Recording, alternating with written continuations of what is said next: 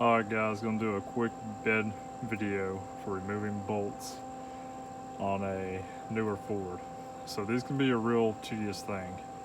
And when we got this truck, it had a bed liner in it, and the previous owner was nice enough not to disclose to us that the two front bed bolts had been cut. Fortunately, they cut them off a little bit above the bed, but it's caused a lot of squeaking, a lot of vibrating around. Just a pain in the butt. These are one-time use bolts. The little speed nuts they use on the bottom are not even threaded. You thread them in whenever you basically impact the bolts in. And they use a Torx bit. I can't remember off the top of my head, but I think they're a T55, something like that, between a T45 and T55.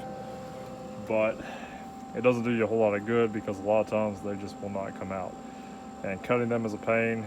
And for us to replace these two front ones correctly, we would have had to remove the entire bed off. So right now we're just trying to get the bolts out. We don't have anything special here. My daughter's decorated my welding helmet. Just have a cutoff wheel on a grinder, welder, typical PPE stuff. And what we're going to do is we're going to use these little lug nuts here. And I usually cut an X on top with the grinder. And we'll take and we'll just weld them down like that, and we'll impact them out. You can tell over here, we've already got one out. It is a little sloppy. We put the foil on there just to not burn the bed as bad, but this is just the bed liner's going back in it. We'll paint that up so it doesn't rust. But we'll be back in a minute. Hopefully we can get that other one out. Just to show you guys, if you can see, you'll see I kind of made a little cross section. And the reason for that is when the nut is on there, I weld the center of these. And that way it gets a little bit more penetration down in that bolt. And you will probably need it. These things, when they go in, they do not like to come out. This is only a 4, maybe 5-year-old truck now. Just for reference, it's out of Texas. It had a bunch of equipment in the bed. That's why the bed is so scuffed up and that kind of stuff. But this is not a rust bucket truck, so Ford really could do a better job with these. In my opinion, they could use some threaded nuts on the bottom, maybe even just a dab of anti-seize, because a lot of people do have to remove these beds for maintenance, especially the diesels with the DEF tanks and everything else. I mean, there's a lot of components under this bed. So, but anyway, we'll give it a shot and see how we do. There you go, guys. We're gonna give it a shot while it's nice and hot. All right, guys. There you go. So you noticed I tried to hit it when it was really hot. I find that does help release them a little bit, and the threads are pretty intact. I'm hoping we can actually use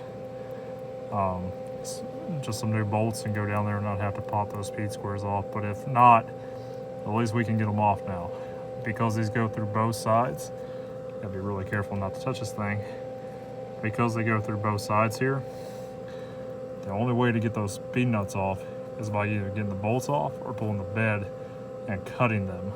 And getting 6 more of these out does not sound fun. Just make sure if you guys are doing this, you're wearing your proper protection. You know, I do have my welding mask and I have a face screen while I'm cutting. Just be careful. Fire extinguisher handy, because I mean, you can see how hot these get. And I mean, yeah, we will have to clean that up a little bit, but still, I'll take it over spending half a day pulling this bed off. So y'all have a good one. Stay safe out there, and we'll catch you next time. Guys, I'm not using any special tools for this. I mean, that's literally a 135 Lincoln.